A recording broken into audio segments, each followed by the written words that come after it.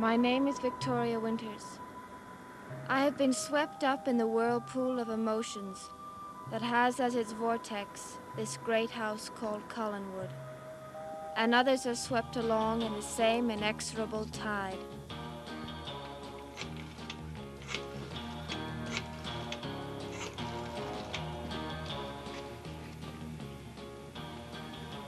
Hello, this is Malloy. Put Roger Collins on. He's not, huh? Well, you get a message to him. You hear me? Tell him I'm waiting for him. He knows where.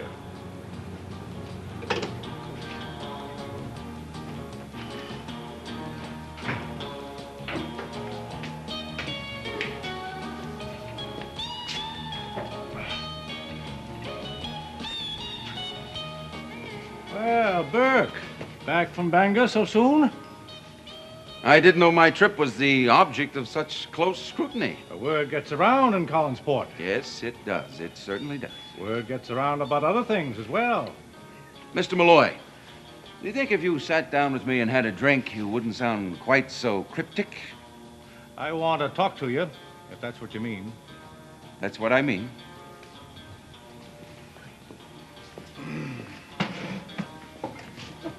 What would you like? I'll have, coffee. Scotch and water and one coffee, please. I want you to know one thing first off, Burke. I don't like what you're trying to do to the Collins family, and I don't approve of it. Me? But I'm not trying to do anything to them. No? Then what business do you have with a man who says he's representing a New York syndicate that's interested in buying up the Collins property? A man you met in Bangor today. Word certainly does get around, doesn't it?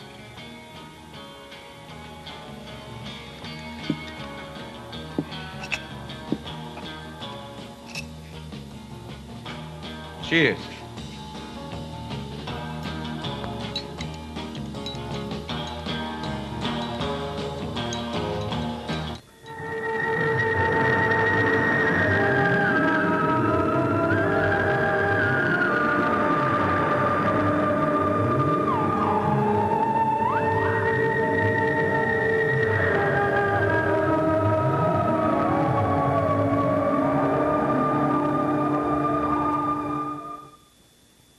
So, you think my connection with James Blair has some sinister implications, do you, Mr. Malloy? Burke, I've known you ever since you were a boy, and I never knew you to do anything without a purpose. I don't know whether to take that as a compliment or not. You take it any way you like. Did it ever occur to you that a man like Mr. Blair has many interests? And it's quite true that one of these interests centers around the Collins enterprises. So do your interests. You jump to conclusions, Mr. Malloy. Blair is an old friend of mine from New York. He had business in Bangor. What could be more natural than him calling me up for lunch? With any other man, it might be natural. With you, I'm not too sure. Do you think I would have brought Carolyn over to the table and introduced her if it had been true? Yeah, that's just what I think you would have done. And no doubt you would have told her that he was planning to rob her family. And I wouldn't do such a silly thing as that. Oh, you would say it in such a way that she wouldn't believe it. You give me credit for being a lot smarter than I am. No, I don't. I give you credit for being smarter than I am. I'd never be able to talk around a thing the way you do. So my best bet's to lay the cards right on the table. What is it you're after? All I want to know is this. If, mind you, I say if I help you prove you weren't the one who should have been sent to prison, then are you willing to leave Elizabeth Stoddard alone? Stop pestering her. As Mrs. Stoddard said, I've been pestering her. You know what I mean. Will you leave the rest of the Collins family alone? Now, that's an interesting offer. What do you mean by the rest of the family? I mean the ones that didn't have anything to do with that accident you were in 10 years ago. Oh, let's see. David wasn't even born yet. Mm-hmm. Carolyn was just a little girl. Mrs. Stoddard wasn't involved. That leaves only Roger Collins, doesn't it? You know darn well what I'm thinking. I believe you've been thinking the same thing. Tell me, Mr. Malloy, is it your sense of justice that's been outraged? A man shouldn't be punished for something he didn't do. But a man should be punished for something he did. That's the way I see it. No matter who. Even if it's Roger? No matter. You know, Mr. Malloy, you're one of the most completely honest people I've ever met. And that includes myself. I try to do what's right. I know you do. Can you remember back some, 15, 16 years ago? Well, what's that got to do with it? The accident was only 10 years ago. Yes. Yes, you gave me my first job. I remember I was a green boy. You paid me a man's wages. Well, you did a man's job. A lot of employers might have taken advantage of an ignorant boy. Oh, don't get the idea there was any charity involved, because there wasn't. No. I wouldn't make that mistake. I'm making you a straightforward offer, a deal. All right, you said your cards were on the table. Let's see them. Well, I put most of them down, Burke. All I have left is the whole card. And you expect someone to come in here with that whole card? It's possible. Well, then, what if they don't come in? You'll know him when he comes in. But if he doesn't come in, I'll have to go looking for him. And soon.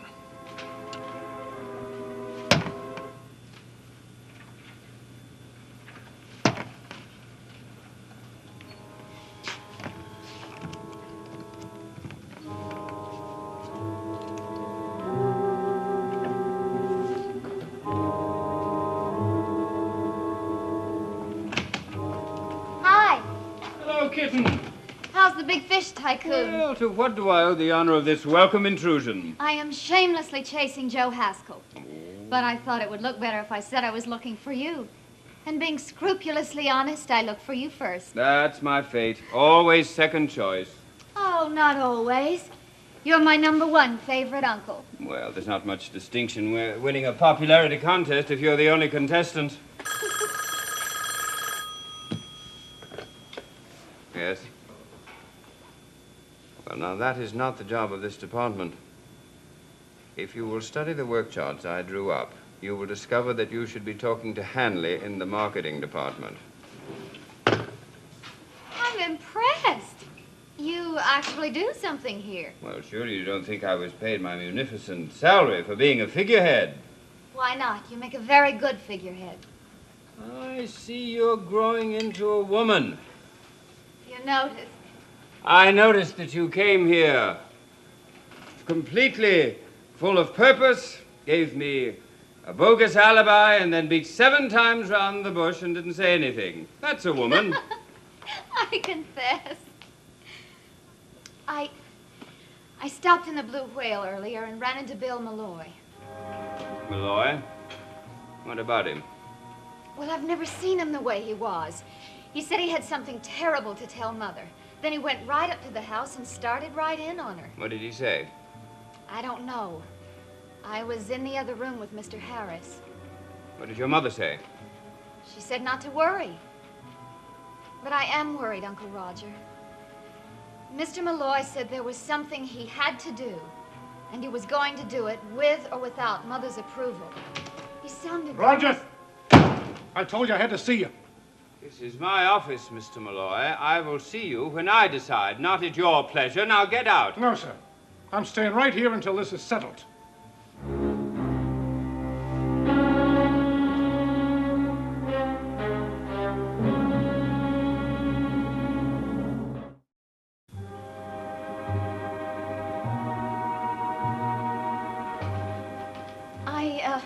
I really came down here to find Joe Haskell.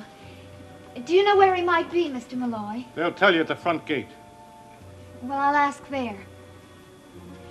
Unless you want me to stay, Uncle Roger. No, you run along, kitten. Mr. Malloy and I have company matters to discuss. Okay. Bye. I thought you were going to meet me at the Blue Whale.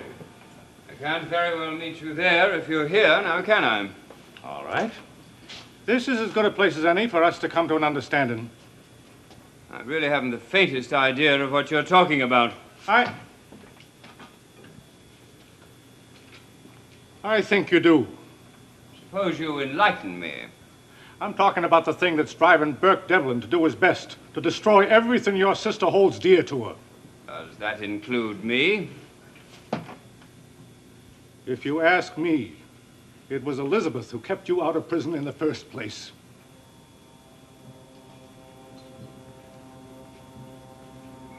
But of course, I didn't ask you. Well, I'm telling you anyway. Are you forgetting that you're employed by the Collins family? I'm employed to run the cannery and the fishing fleet, nothing else. Then why don't you tend to your job and keep out of matters that don't concern you? It concerns the good name of Collins, and that concerns me. Oh, I think this is getting rather tiresome. Why don't you simply tell me what it is you think you know?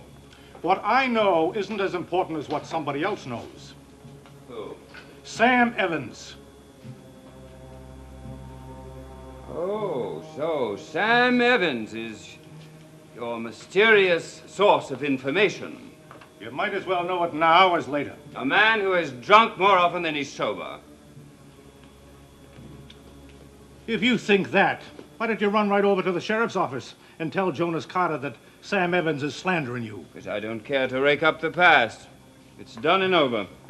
No, it isn't. And it never will be until Burke is satisfied. Until he's proven innocent. Or until he drags down every member of the Collins family the way he was dragged down. And just what do you suggest I do about it? Let me quote the exact words Sam Evans said to me. I am the only thing that stands between Roger Collins and a prison sentence. So, Mr. Collins, I not only suggest you go talk to the police, I insist you do it. Today. You're insane. We'll see who's insane.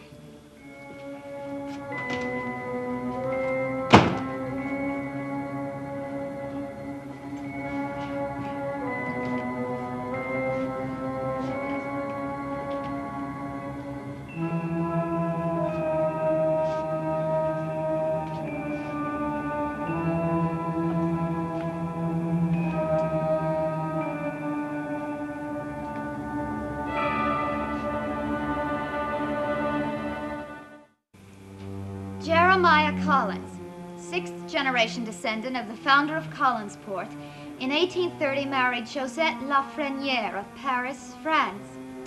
The construction of Collinwood, the family mansion, was begun this same year. If you had known what you were starting, would you still have done it? I don't know if it was you building this house or what, but somewhere, some talking to yourself, kitten? No. I was having a chat with old Jeremiah. Oh, I see you've got the Holy of Holies. Studying up on your ancestors? Mm-hmm. It's fun. Uncle Roger? Did you get everything straightened out with Mr. Malloy? The main thing I got straightened out was Mr. Malloy. I'm so glad. I thought it had something to do with Burke Devlin. Devlin again? Uh-oh. Now you're giving me a guilty conscience. Why? I had lunch with Burke today. Whatever made you do a thing like that? Well, I thought if we got to be friends, he'd forget about whatever it is he seems to have against our family. And it would take more than a luncheon date to make him forget that. He was certainly nice enough to me. Then he must have wanted something from you. Don't be mean. The only thing he wanted was my company. And he gave me a present to prove it. A present? Yes.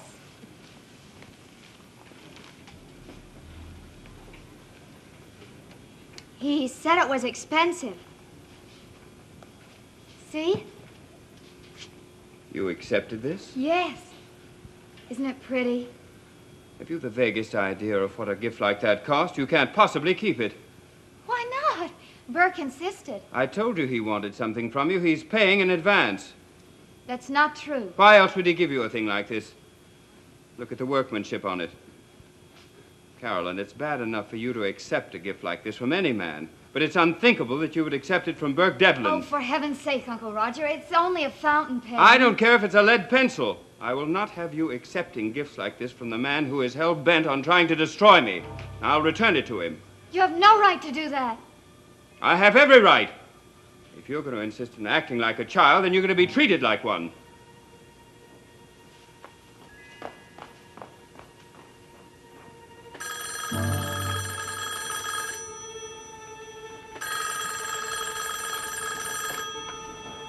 Hello. Roger, I have to know if you've decided to do anything about that matter we discussed. I have decided that I don't need you telling me what to do, Malloy. Then you want me to do it for you? No, I don't want you to do anything. Have you no loyalty at all, Malloy, to the family that hired you? Yes, that's exactly what I have. And as long as I work for the Collins family, I'll do what I think is best for it. So will I. And right now, I think the best thing my sister can do is to get rid of you.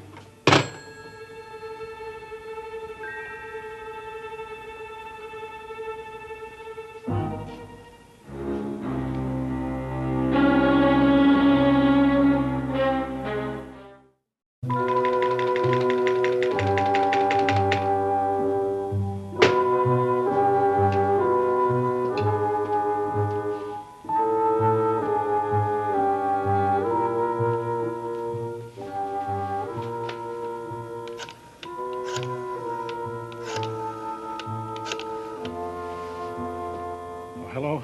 Will you ring Burke Devlin's room, please? Burke? Malloy. Can you meet me at the Blue Whale right away? Oh, it's important. For both of us.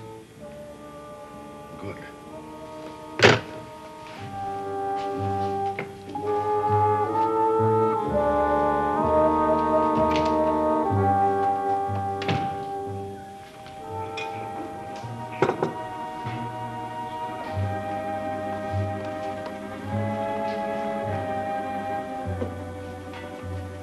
Well, I suppose I'm really in disgrace if even you won't talk to me. There's really nothing to say. You've already said it all. Oh, come on now, kitten. Don't make me seem worse an ogre than I am. If you really want this pen, if it means that much to you, here. No, I don't want it now. You made it seem, I don't know, sordid. Well, perhaps I sounded harsher than I intended. Come on, let's see a smile on that pretty face. All right. I acted impulsively when I followed Burke to Bangor today. You followed him there? That's where we had lunch. Only he didn't ask me. I asked him. Why would you follow him? I don't know. Everyone acts so mysterious about him. It makes him seem intriguing. Oh, maybe I was just being a lady private eye. Well, what did you uncover? It just so happens I did find out something. Something about Burke? Yes. He was meeting a man named Blair. James Blair. Blair. Doesn't mean anything to me.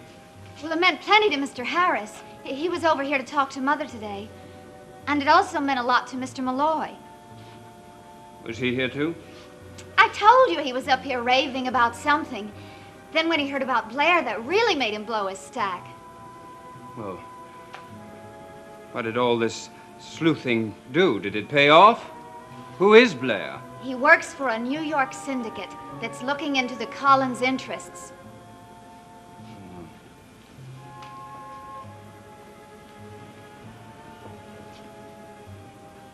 So that's why Mr. Malloy is on the warpath. He thinks Devlin is starting to make his move against our family, and he thinks he knows a way to stop him. Well, I'm certainly not going to be his sacrificial lamb.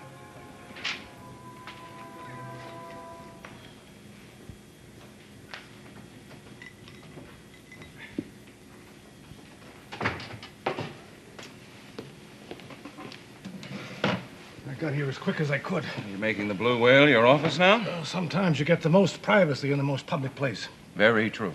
Burke, I had to see you before I went any further with my plans. Well, then I assume your plans concern me. Well, that they do. Now, first off, I want you to know that whatever happened to you 10 years ago had nothing to do with Elizabeth Stoddard. I never said that it did. But you might have been thinking it. Possible. Then your thinking's all fouled up. I tell you, Roger's the only one you have any right to have your hooks out for. Why should I have any animosity towards Roger? Although his testimony did send me to prison, what's 5 years out of a man's life? Modern medicine has increased my life expectancy far more than that. Look, don't try to talk rings around me, Burke. All right, Mr. Malloy, as I understand it, you want me to lay off the Collins family, and in return, you're offering me Roger? On a silver platter. That's an interesting proposal, Mr. Malloy, but there's only one flaw. What's that? How do I know Roger is the only one involved? I told you, I had a whole card to play, and I'm ready to play it tonight at 11 o'clock. You would be at Roger's office. I'll make sure he's there, and anyone else who's involved. We'll get this whole thing settled once and for all.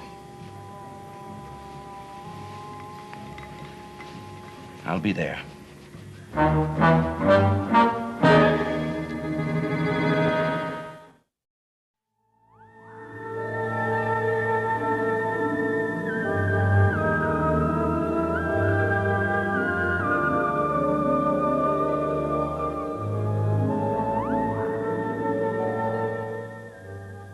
Stay tuned for Where the Action Is next on ABC.